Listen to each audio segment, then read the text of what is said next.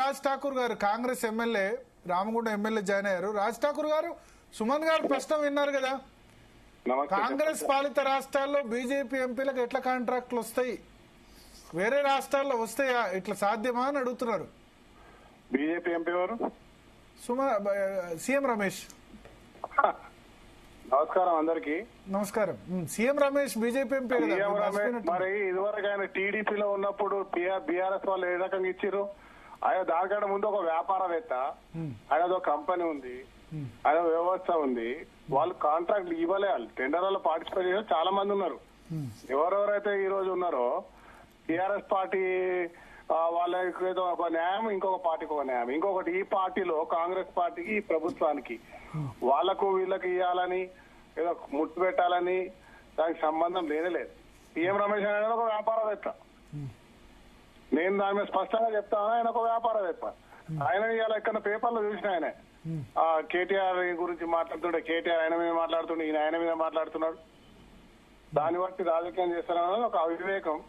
అది నిజంగా మూర్ఖత్వమే.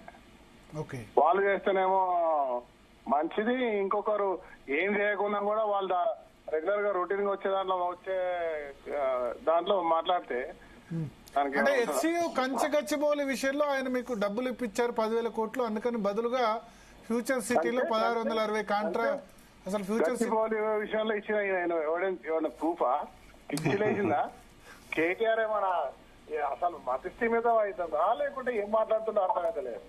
ఆయన అధికారం లేదని చెప్పి ఎంత పిసపిస అవుతుంది. వాళ్ళు ఏది పడితే అది మాట్లాడడం వాళ్ళకి అలవాటు అయిపోయింది. నాకు ఎవరున్నారో చర్చలో బాల్క సుమన్ గారు ఉన్నారు, మీ మాజీ ఎంపీ. బాల్క సుమన్ గారు మీ ఇద్దరు ఒకటే పార్లమెంట్, అంతా ఒకటే పార్లమెంట్ సెగ్మెంటా? మరి ఆయనకి బాగా తెలుసు ఎవరికి ఏమి ఇవ్వాలో, ఎవరెవరికి దగ్గరో కేటీఆర్ కి. బాల్క సుమన్ మా బ్రదర్ కి చాలా చక్కగా తెలుసు. అంటే మీరేమంటారు? ఇప్పుడు బీజేపీ ఎంపీకి రావు కదా నార్మల్, సరే బీఆర్ఎస్ అది పక్కన పెట్టండి, కానీ కాంగ్రెస్ బీజేపీ అయితే ఒప్పుకుంటారా? కాంగ్రెస్ బీజేపీకి అయితే పడదు, శత్రుత్వాలు అనేది ఒప్పుకుంటారు కదా, దేశవ్యాప్తంగా శత్రుత్వం ఒకటి ఉంది కదా. గద్దదించడమే మా పని.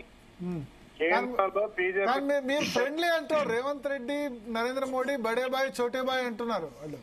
ఈ రాష్ట్రానికి వచ్చినప్పుడు మీరు ఈ దేశంలో ప్రధానమంత్రిగా ఉన్నారు, మేము ఈ రాష్ట్రంలో ఇక్కడ కూడా ఈ ప్రజలు ఎవరైతే ఉన్నారో ఓ పెద్దనలాగా వ్యవహరించాలని చెప్పింది, కానీ దాని అర్థం బడే బాయ్ మా అన్న నేను మీ తమ్ముడిని అని అనలే అన్నారు కదా. అదే మాట పాయల్ శంకర్ గారు అయితే మాట్లాడతారట. ఒక్క నిమిషం శంకర్ గారు చెప్పండి. చర్చ ఏంది అని అంటే టిఆర్ఎస్ పార్టీ బీజేపీ